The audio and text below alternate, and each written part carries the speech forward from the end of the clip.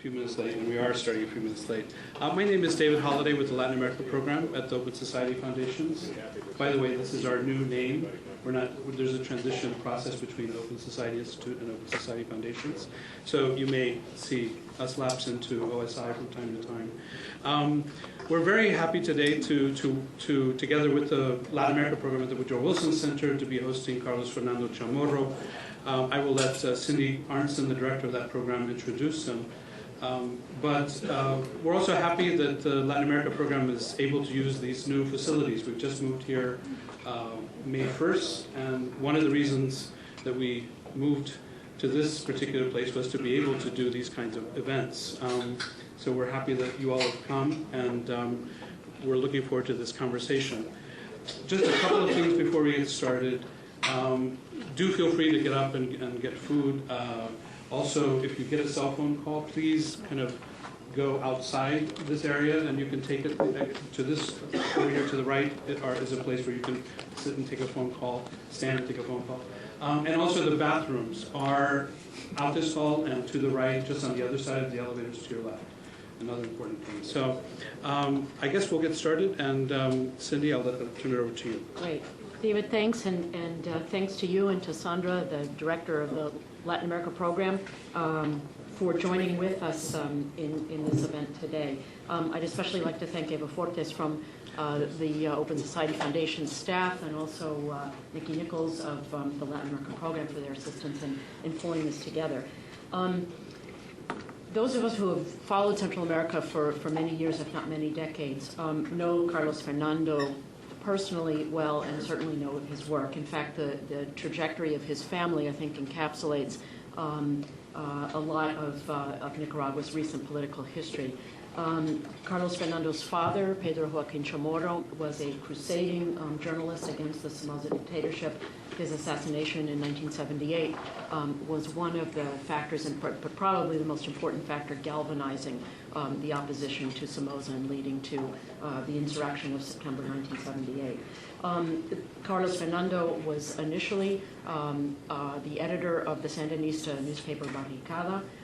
Eventually, over the course of the years, he broke with the Sandinistas and is now considered one of the country's leading, and perhaps one of the Latin American region's most crusading and independent journalists. He is the director of the program Esta Noche. He also publishes Confidencial, and has played an important role and a leading role in exposing the fraud in the 2008 municipal elections in Nicaragua.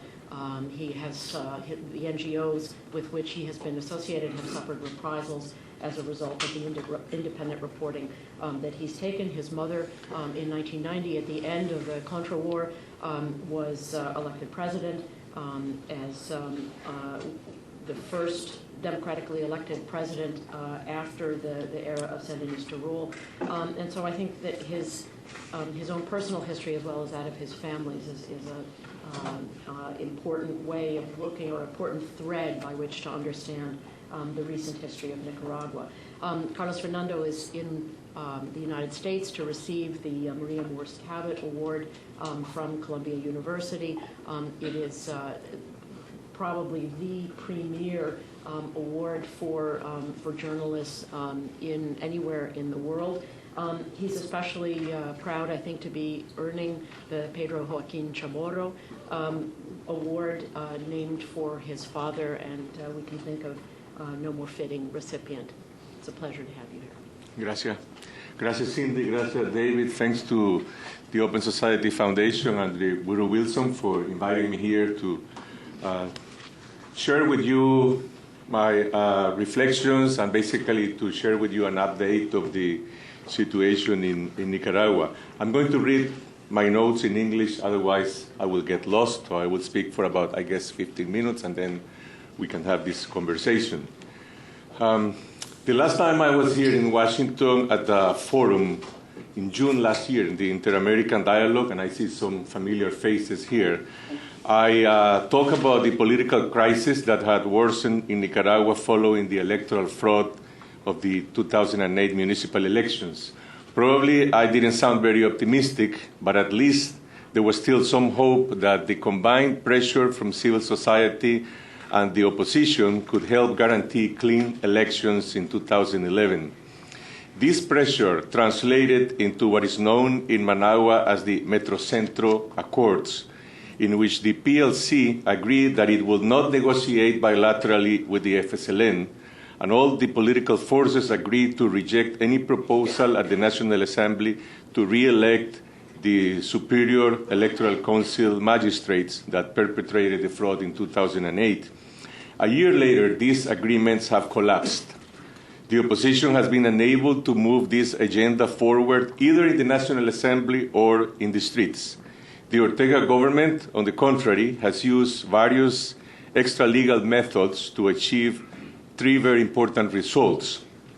Number one, a presidential decree that was issued in January this year to keep the 25 magistrates whose period in office has already expired in their post in clear violation of the Constitution. Number two, Ortega's candidacy for re-election is being imposed through manipulation of the Supreme Court. Article 147 of our Constitution stipulates that anyone that has held office of the President 2 times is not eligible to run again, nor are consecutive terms permitted. The only way to change this prohibition will be through a legislative reform of the Constitution. Since President Ortega doesn't have enough votes for this reform, he is simply imposing his candidacy supported by a ruling of the Supreme Court, which is controlled by his party apparatus. The ruling alleges that Article 147 is unconstitutional because it violates the principle of equal rights under the law, and therefore it violates Mr. Ortega's human rights. The opposition has been further divided, and the FSLN has consolidated the support of a group of National Assembly deputies, giving it total control of the legislature. I am sure that all of you here today read the Washington Post editorial last week, which compared the OAS reaction to the coup in Honduras or recent events in Ecuador to its failure to react to the coup from above, which is underway in Nicaragua. Personally, I believe that the situation is even worse than the Post indicated, given the incapacity of the political opposition to date. The solution to Nicaragua's political crisis, I think it does not depend on external pressure from Latin American governments or from the OAS or the United States, but rather on the opposition's ability to unify, to take its protests to the streets, and to pressure the government. To the opposition's merit, Ortega has not been able to obtain the 56 votes he needs for a constitutional reform, and is now facing a problem of legitimacy with respect to his imposed re-election. Nonetheless, many things could still happen between now and December 15, when the current legislative term concludes. For instance, we're again seeing a rapprochement between the FSLN and the PLC, which is now accompanied by the Conservative Party, whose legal status was recently reinstated by the government. One popular current hypothesis is that they're going to unilaterally negotiate the selection of a new Supreme Electoral Council with the FSLN, in which maybe some faces will change. Roberto Rivas might even be replaced as the council president, and the name of the former head of the army, General Omar Hayes Leven, is currently being mentioned as a possible substitute in these negotiations that may take place in the next month. But the result of this negotiation, changing some faces in the Supreme Council, will not in any way alter the FSLN current control over the Council, nor will it stop the Council acceptance of Ortega's candidacy, even though it is unconstitutional. And despite the fact that the electoral panorama looks quite favorable for the FSLN, the Council still insists on prohibiting local electoral observers. The government has given mixed signals to the OAS and the European Union, indicating that it might permit international, they call it acompañamiento, not observación, but it refuses to allow national observers like Ética y Transparencia and IPADE to act as observers. The FSLN controls over the judicial power is equal to or even greater than its control of the Electoral Council. Last week, 5 liberal magistrates who were protesting their illegal substitution admitted the failure of their action and went back to work. None of the Supreme Court's illegal rulings can be overturned.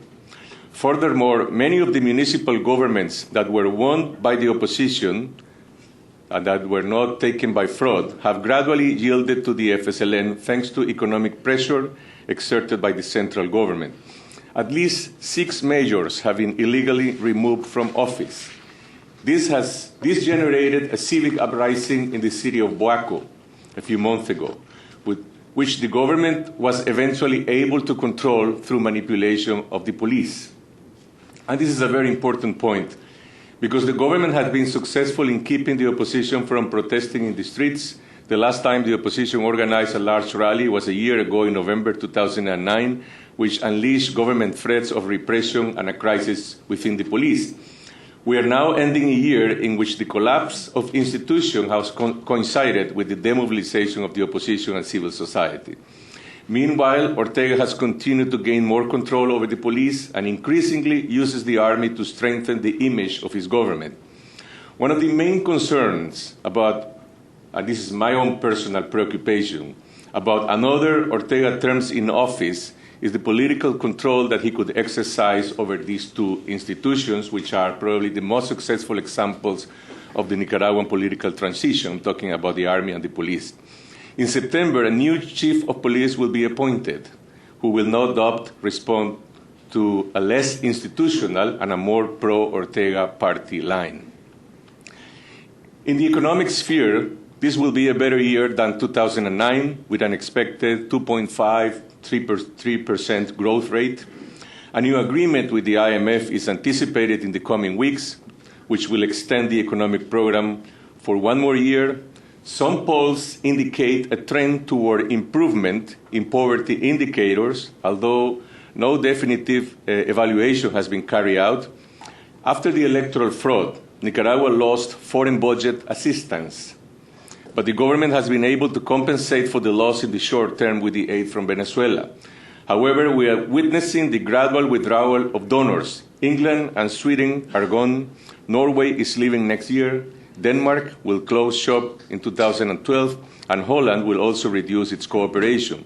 All of those are unrecoverable in the long term. Meanwhile, economic dependency on Venezuela increases.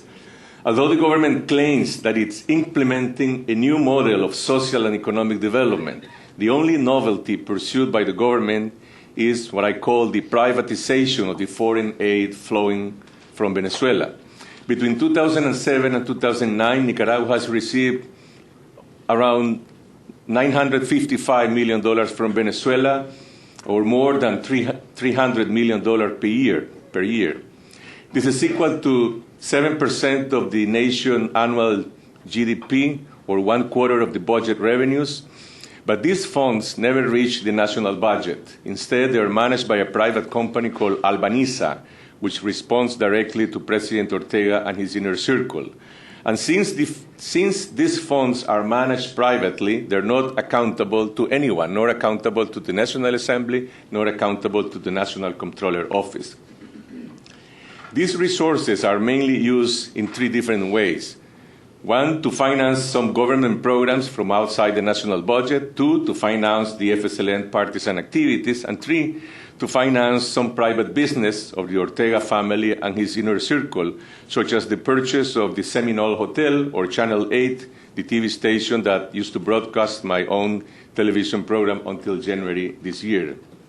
Venezuela has also become one of the 3 main recipients of our exports, increasing from 25 million in 2007 to 230 million this year.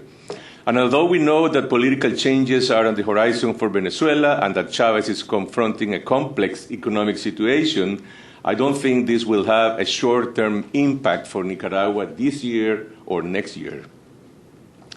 In relation to the media, although the government maintains an intimidation campaign and there is no applicability of the law of access of public information, both newspapers, La Prensa and El Nuevo Diario, continue to be very critical toward government policy.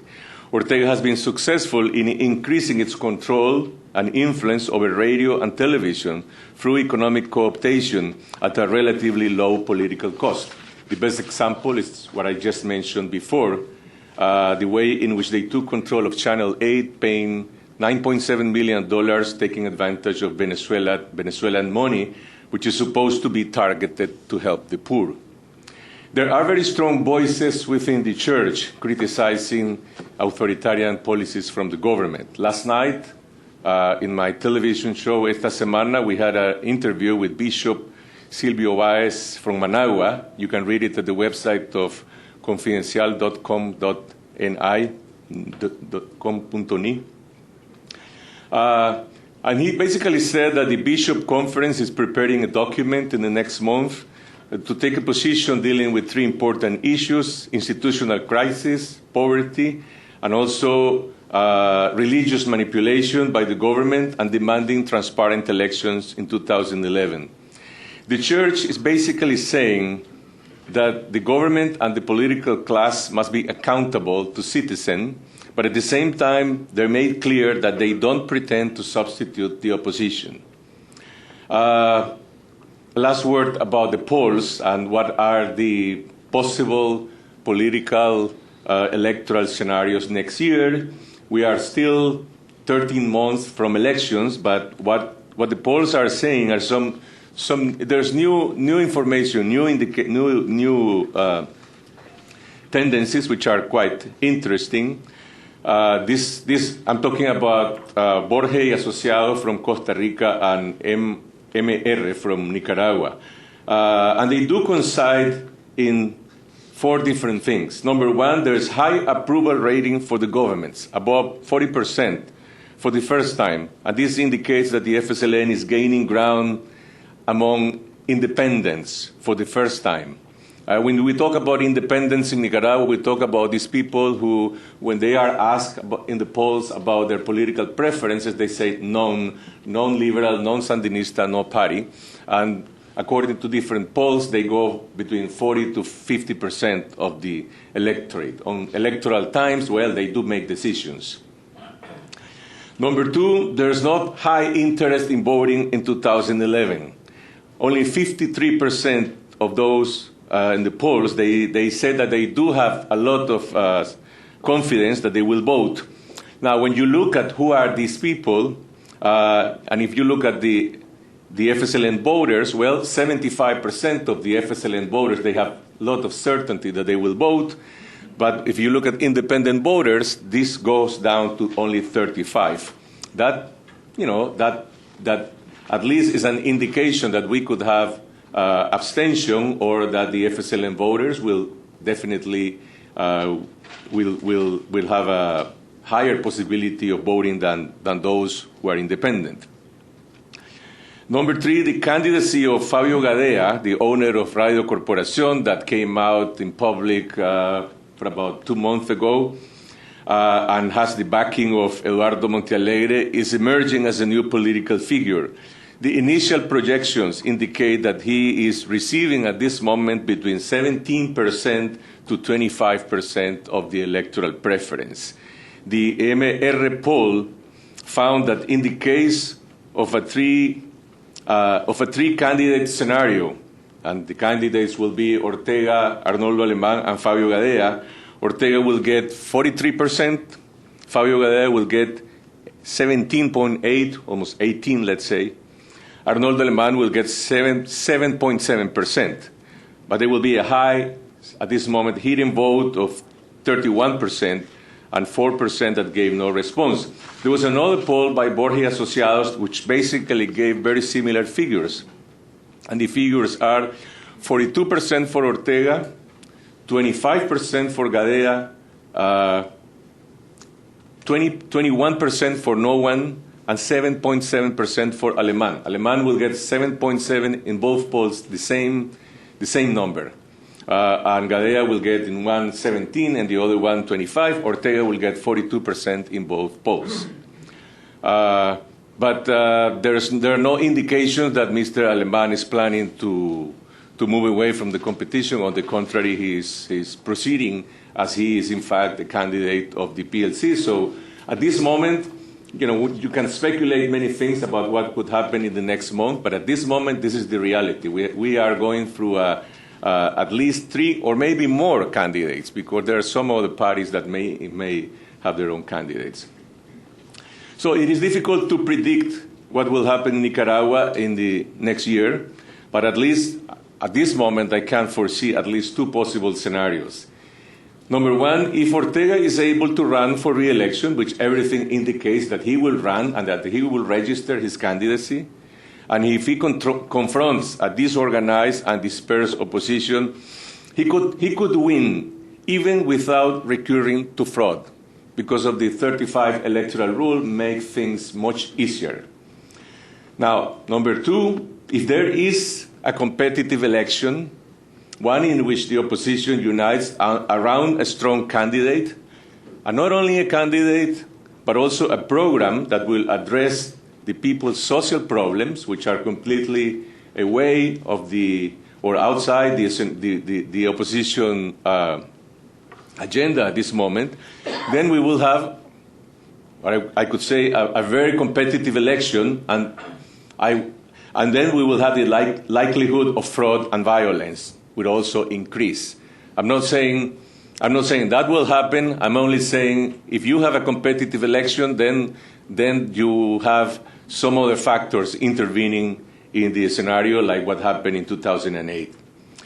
The main debate today in Nicaragua is whether the government that will emerge from these elections, that it looks probably that it will be led by Ortega, will enjoy democratic legitimacy. That's the debate today. Will it be legitimate or not?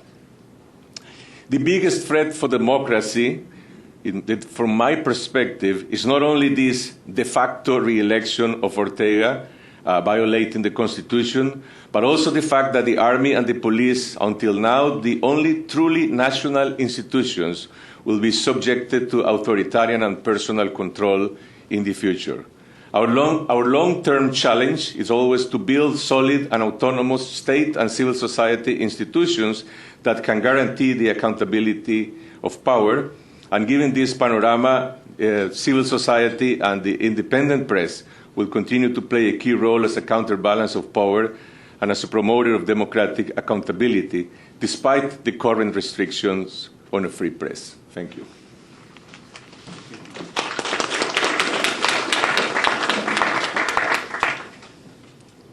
Thank you, Carlos. Fernando, that's a lot to think about. And I'm looking around the room, I know we have a lot of people with a deep interest in Nicaragua. So I think we'll take 2 or 3 questions at a time. We are recording this, and I think it will be on the Woodrow Wilson Center site or available in some form later on.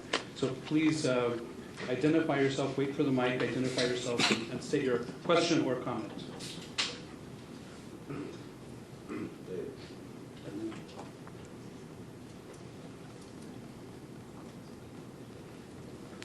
Thank you, Norman Bailey, Institute of World Politics, and thank you very much, Mr. Chamorro, for your remarks, and best of luck to you and your colleagues. My question is this. Chavez has much less in the way of resources than he used to have. It's highly unlikely that he will be able to continue to spend $300 million yearly in Nicaragua. If that figure is reduced substantially, to less than half, my guess is that maybe come up with $80 to $100 million. Would that seriously affect Ortega's chances of re-election?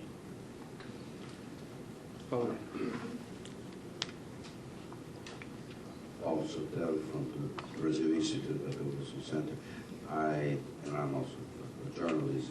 I would like to ask you, Fernando, if you see the electronic means of communication, the online things, what is the penetration of those services in Nicaragua right now? And what can you do with those that I believe are less restricted or more difficult to censor? Since I do not believe that the government of Nicaragua from some other countries will change their behavior, because basically they don't believe in freedom of expression. So you have to do something around it. This may be the way. And then Cindy. Sure. Carlos Fernando, my question is what recourse is left for challenging the manipulation of the Supreme Court decision about Ortega's ability to run for a second consecutive, effective third term? Is that issue effectively over? Are there recourses before the Inter-American Court or the Inter-American Commission that are being contemplated? Formal requests being made to the OAS, to the Secretary General. Is there anything that either the opposition is contemplating or civil society writ large is contemplating to address that, what you called a direct violation of the Constitution? Okay. About the Venezuelan aid, I think it is very, very important for the government to have this access to discretional resources from Venezuela for his policies in every way. Now, will they? Let's take the case that there is a decreasing in half of the resources, which I don't believe that, because most of the money comes from the oil agreement. Now, from the moment we import the same amount of oil, 50% of that amount will go to that modus operandi of the way in which Ortega takes advantage of the aid. But if that is reduced, I don't think that will have a significant impact in the short run. Let me put it this way. The government has a strong support, unconditional support, of about 30 to 33% of the electorate. That doesn't depend only on Venezuelan aid. Now, Venezuelan aid is important to expand the government influence. If there is a drastic decrease, we will have an impact, but I don't see that in the short run. About the media, we don't have the kind of interferences that take place in Venezuela or in other places regarding to the law.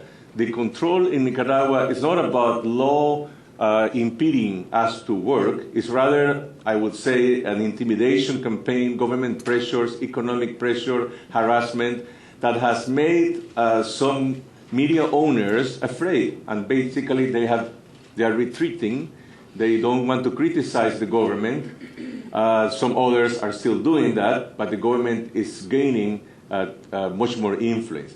Electronic media, I read yesterday some information that said that we do have some kind of the rate of coverage of electronic media. They said 10% of the population. I think that looks too high for Nicaragua. Probably it's around 5%. Most young people are connected, and electronic media is developing, but at this moment, what we do have is mostly a traditional use. Let's say newspapers, everybody is online, but only very few media outlets are really doing interactive, new, interesting thing in the media. Some others are doing it for entertainment. Cell phones are very important. Cell phones are widespread all over the place, and I think this is the most important technological tool in Nicaragua in terms of new technology. That if there are organizations that are capable to use cell phones in order to help to develop networks, that will have a tremendous impact. Manipulation of the courts, I don't think there is any serious procedure within the OAS or the Inter-American Court that has been introduced by the opposition. It was very disappointing to see last week los magistrados liberales they swear that they will never go back to the Corte until legality was restored, but now you see them, all of them are sitting there. Some people said that they did that because they needed money. At least two of them, they could not stay out without their salaries being paid, so they went back. And so they lose credibility. How could they go to the OAS if they're working there legitimizing the same things that they are protesting? Only one magistrado, Sergio Quaresma, stay out. He said he will never go back until legality is restored. But I don't think there's anything in the legal aspect that could change what has been done in the Supreme Court of Justice in Consejo. At this moment, the negotiation will have to do with what happened in the Supreme Electoral Council, not in the Court of Justice. Okay, back here, and then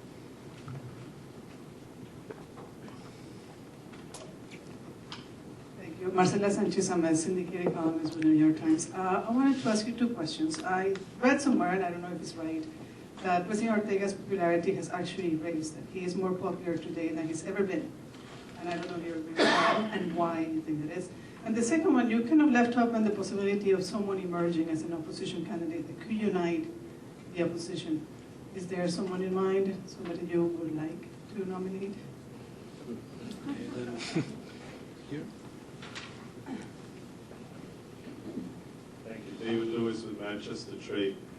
On your 2011 electoral scenarios, if indeed Ortega is at 43, 42%, that's a legitimate count. And correct me if I'm wrong, but I think Borges was the only one who actually predicted that Doña Violeta was going to win in 1990 from all those that we had back then. Sid Gallup also claims that they were right. I remember, but we were there. I only remember Borges. So how does it come down to below 33 if he's at 43 in 1 year where the economy is growing, he's getting money from Venezuela, the private sector and the opposition, like everywhere in the world, we all have a price. Some of us have a higher price than others. So everybody is in collusion to avoid him coming down. So how do we avoid that 43% first round win? Other questions? Is there one more?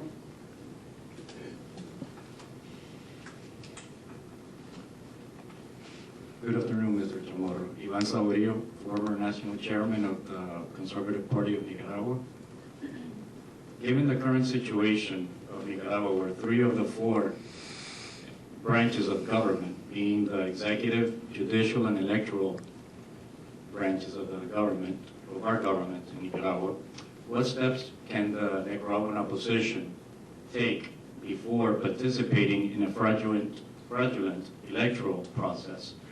And what can the opposition leaders, in this case the ones surrounding Mr. Fabio Gadea, do to motivate the population to actually participate in these upcoming elections? Because I believe in Nicaragua, the electoral voters is about 70% of the population, and Ortega currently has 43%.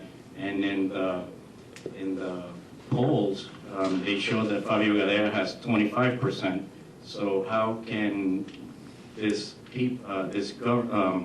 coalition that supports Fabio Gadea, how can they strengthen their, I would say, their plan or government plan or a plan de nación to motivate the people that do not have, that do not participate in a political movement to actually come out and vote in the upcoming elections? There's a point here just before you answer, Carlos Fernando, which is important, which is that under the current electoral law, you only need what percentage to win in the first round? Is it 35? 35. 35 if you have 5 points above the second place. Okay. Go ahead. Okay. The popularity of Ortega has increased according to what these 2 polls said this month. And they're not, we will have to wait for the next 4 months or 6 months to find out if this is a real tendency, something definite, or something that happened. I'm going to tell you what the pollster said. He said that he attributes this to his performance during natural disasters. We had a lot of rain in late August and September. President Ortega is very good about, organizing civil defense operations, rescuing people, helping people. He was on national television, on cadenas nacionales de televisión several times, which he does not that as often as Correa or ¿cómo se llama? Chavez. Actually, in one of these TV chains, he said that the hand of God protected Nicaragua from a hurricane and deviated the course of a hurricane, and he was speaking with some very important Protestant leaders that were reading the Bible. So this is what the pollster said. He said, well, probably his association in terms of his performance during the emergencies. Now, I don't know if this will be something permanent. We will have to wait. The government attributes his popularity to the impact of his programs. I think there is some impact of the social assistance program that can be measured positively for the government. You cannot put away that reality. There is a lot of money that is basically being given out in many different programs. About the emergence of new figures, whatever you could think of, you'll have to ask also what is the vehicle, what is the party, what is the movement, and I don't see political organizations in Nicaragua that are very well organized and very trained off in order to produce a short-term phenomenon. There are names, there are some individuals, and some of them are even within the Sandinista party, like Nicho Marenco, the former mayor of Managua, somebody who has been excluded from Ortega, and he shows in the polls very, very well. And Aminta Granera, the current head of the police, but she will be in the police until September. I mean, if these two individuals will try to do that, well, but anybody will need a vehicle and organization. About the 43%, what you were asking, I think, and this is related to the other question about what could the opposition do. I think there are at least three important things. Okay, number one, you need to reestablish confidence on the Supreme Electoral Council in order to have massive vote. Now, I don't see that. The best scenario of a new electoral council that for some people will be a change, not to have Roberto Rivas as president. For me, and I think I'm thinking in many other Nicaraguans, that's not a real change. I mean, the real question is whether there is control of the council, if there is observation or not. You need very strong guarantees to have a massive turnout. Number two, and this is related to Fabio Gadea, I think he will have to do a lot, or the people who are promoting his campaign, looking at the demographics. I saw the polls, the Borges poll, and he's getting 25% of support. If you go and look at people from 50 to 60 years old above, he's almost 38% of support. But if you look at those who are below 25, he goes down to 18%, less than 20%. And the majority of the Nicaraguan people are not above 60 years old, but below 25. So there's a problem of connection with any new political leadership, with a new generation of people who are not very much concerned about politics, and you really need to give them some hope. And there's another problem, I think, that it's like the capital sin of the opposition, and it has to do with their lack of connection and sensibility with the social problems and the problems of poverty. You can say, we can criticize Ortega's policies for saying that they are populistic, that they're clientelistic, that they're not sustainable in the long run. But in the eyes of the people, he is filling the vacuum, and they perceive that there are some policies that are at least in the direction of helping the poor. Whatever motives there are, whatever, partisan inclinations, no matter what. But they don't see anything alike from the opposition. The opposition is talking about these issues of violation of the Constitution and an institutional crisis, but there's no connection between one thing and the other. So, you will really need to have some kind of an earthquake, a dramatic situation to provoke a massive turnout, and on the other hand, a candidacy or a strategy that will be focused on these issues in order to... now, can you beat Ortega? Yes, of course, you can beat him. I mean, Probably what we're seeing now in terms of his results, in terms of his projection, the polls, is like el techo, the ceiling, but not much beyond that. He lost 3 elections, 1990, 1996, 2001. In all 3 elections, he got 42%, 38, 39, 41. My mother got 54% in 1990. Alemán, and I think Bolaños also was beyond 50%. So it's not impossible. It's a question of strategy. It's a question of unity. But now there is the biggest danger, I think, is people's tendency towards abstention. Okay, question here.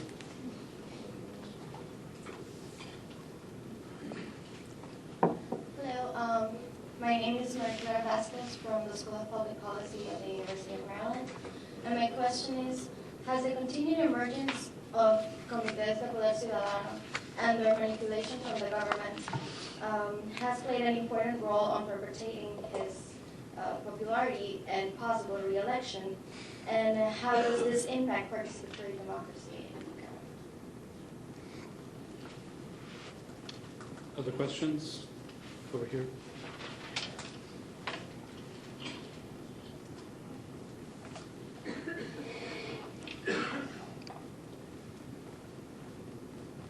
Javier Melendez from Nicaragua. Fernando, I would appreciate if you can give us some reference about what it could be the relation between the Ejército de Nicaragua and Daniel Ortega in an eventual next presidency, and what you see now between the army and the government.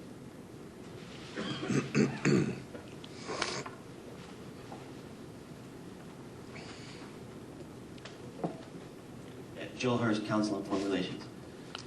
Following up on that question, you mentioned that the Army was one of the more professional institutions in the country. Have you seen an increase in presence of Venezuelan and Cuban military advisors, military exchanges, not only in the Army itself, but also in the different ministries of the Sandinista government?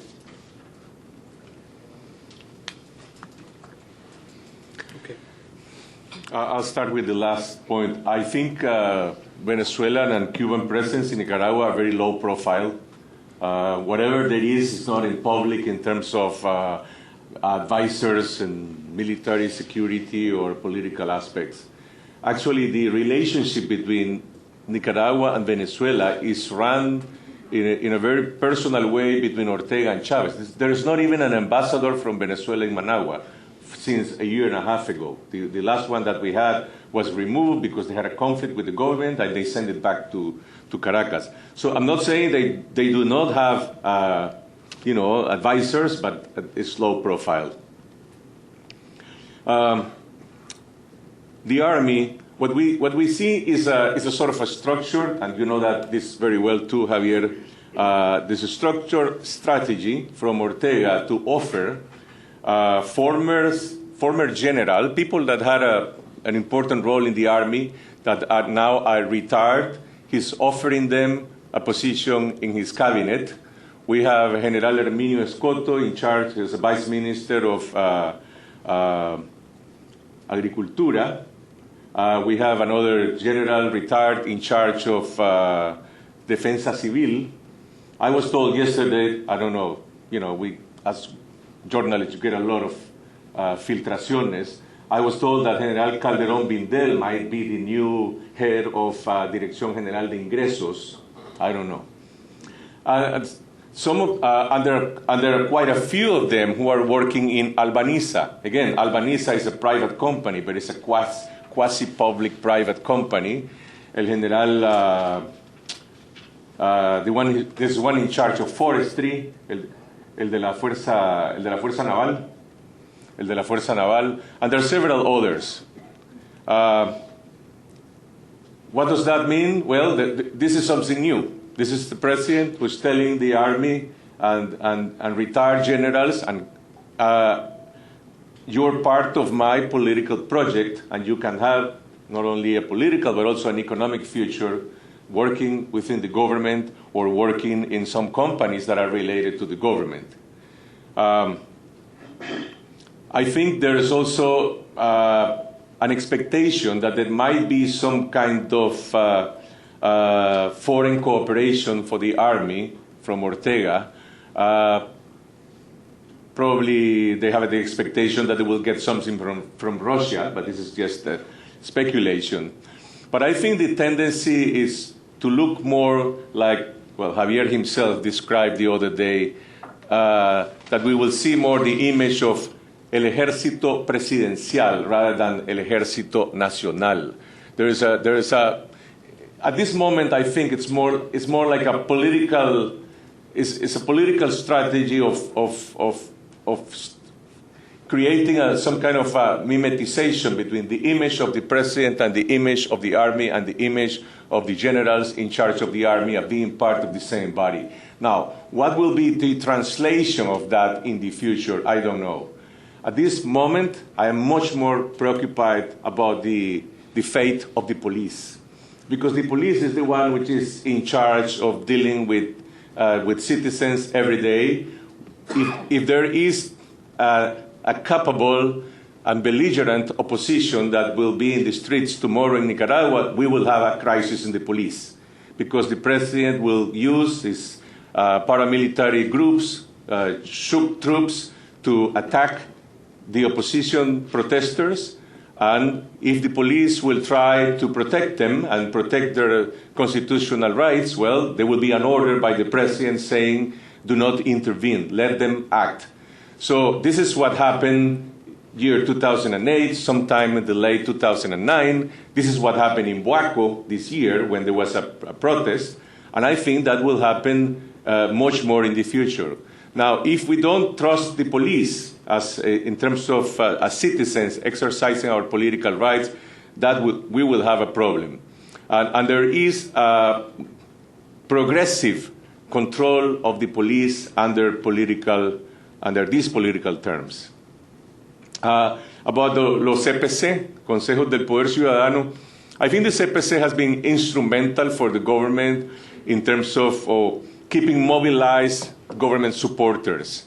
Basically, there was a replacement of the previous model of citizen participation that was more plural, that allowed the participation of different civil or political organizations in the municipalities, and now this model has been excluded, but one that includes exclusively the CPC. Well, to be part of the CPC gives you a connection with government programs.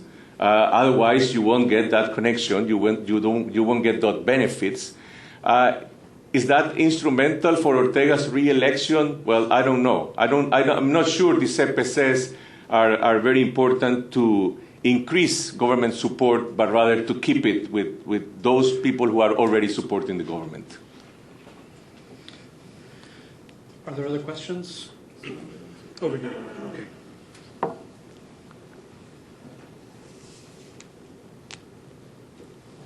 Antonio Delgado from the OAS. Just thinking a little maybe pessimistically, what do you think Ortega or the Frente Sandinista would have to gain today from a negotiation with the PLC? Because at some point I get the idea that they're waiting until maybe November next year and have the charges in government represent a new power sharing or a new structure resulting from that election. Because it's hard to say that today that they control all these presidencies, the Corte Suprema, the Corte Electoral. Why would they give this up now that they have it under their arm, under the wing, if you want to say? I have a question. I think this isn't the first recent forum about Latin America where you go, 30, 40, 50 minutes and no one mentions the U.S. Is the U.S. important anymore? What U.S. policy? The OAS. What relevance does the OAS have? Where you have this situation of a coup from above, and it's very well documented and it's very easy documented to be in a public debate in the OAS and internationally. Okay, I'm not expecting a resolution from the OAS. I'm not expecting any kind of determinant decision. But maybe they could send, a political mission to investigate what's going on in Nicaragua. They did it when President Bolaños, and Efraim is here, I used to work in Managua during those days, when President Bolaños was facing a much less threat from Alemán and Ortega. This was, which year? 2005. Okay? The OAS sent Dante Caputo to Managua, and he participated in 6-month negotiations until they solved the crisis. Okay, and this could be presented as a very good example of a preventive action by the OAS. Now it's too late. Probably Ortega will never allow the OAS to come the way they did it in 2005. But that's the kind of things that I think they could do. And when the coup in Honduras happened, and we had these resolutions from the OAS, well, to tell you the truth, Nicaragua's public opinion was completely split. There were some people who were praising the military and Micheletti and those who gave the coup, and they said, well, this is what we need in Nicaragua, something like the right wing taking control of this country.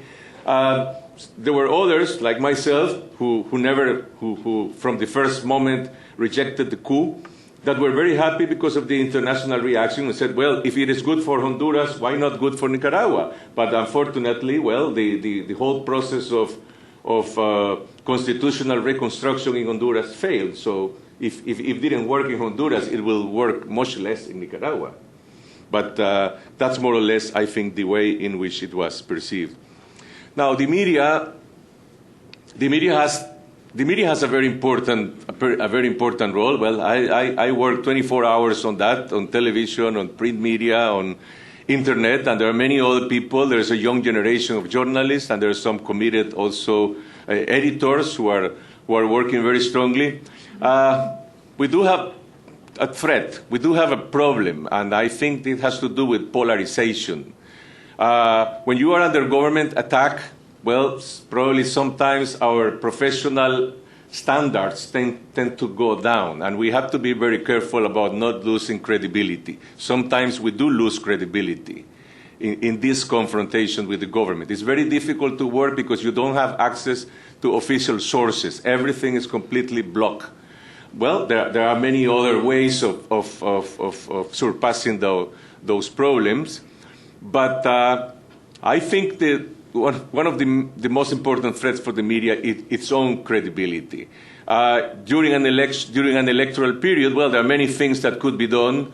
Probably the most important thing will be to open the media for citizens in order to intervene in the political agenda. We don't have a tradition of political debates in Nicaragua. We won't have debates in elections in 2011.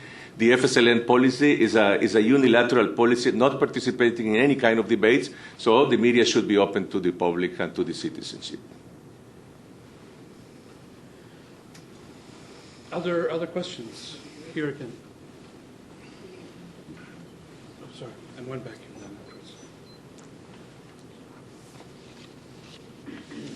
Thank you. You said that there was no very visible presence of Cubans and Venezuelans in Nicaragua. What about Iranians?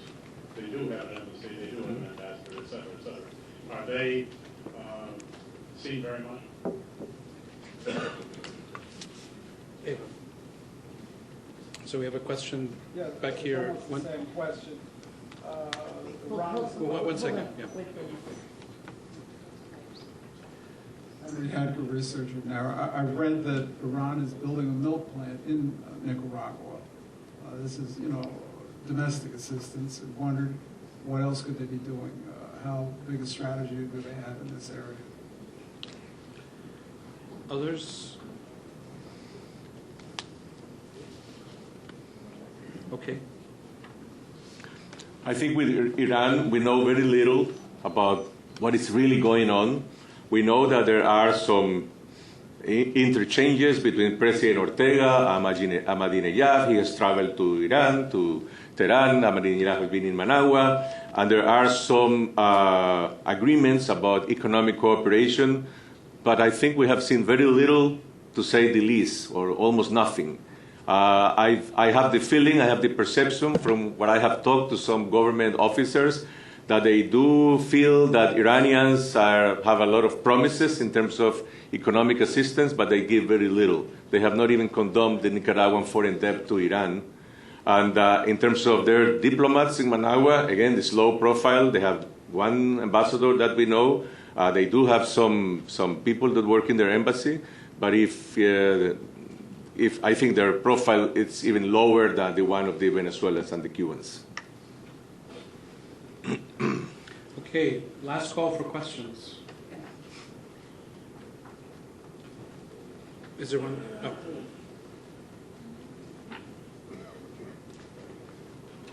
Thank you. I'm Andrea Tapia from Ecuador, and I would like to know if you think that the tension between the police and the government could produce the same crisis that was produced in Ecuador a month ago. Mm-hmm. I think you go ahead. Okay. I don't think anything in that direction. I think the worst thing that we could see in terms of, the kind of conflict that we have in Nicaragua between the police and the government. Well, some people say that the chief of our national police should resign in protest for what is going on, but that's her own decision. I don't think she has ever thought about resigning. She's a very influential and very popular police officer, but there has never been any indication that you would have some kind of a rebellion within the police. They're rather thinking that they have to preserve the institutionality of the police fighting in their own terms. Their own terms mean within the police trying to preserve the credibility of the institution. But I don't think they will ever go public, and we will see something similar to what happened in Ecuador. That's my own perception. I think if there are no other questions, I'd like to thank Carlos Fernando once again. You've given us a sobering picture of Nicaraguan reality, and I'm glad that you leave a little bit of rays of hope for potential change. But I'm glad that everyone was able to come as well, because Nicaragua gets little attention in Washington, and we were very fortunate to be able to snag you for a day on your way. And once again, congratulations on the prize that you'll be receiving this week. Muchas gracias, and I'm happy to see many friends here. Thank you all.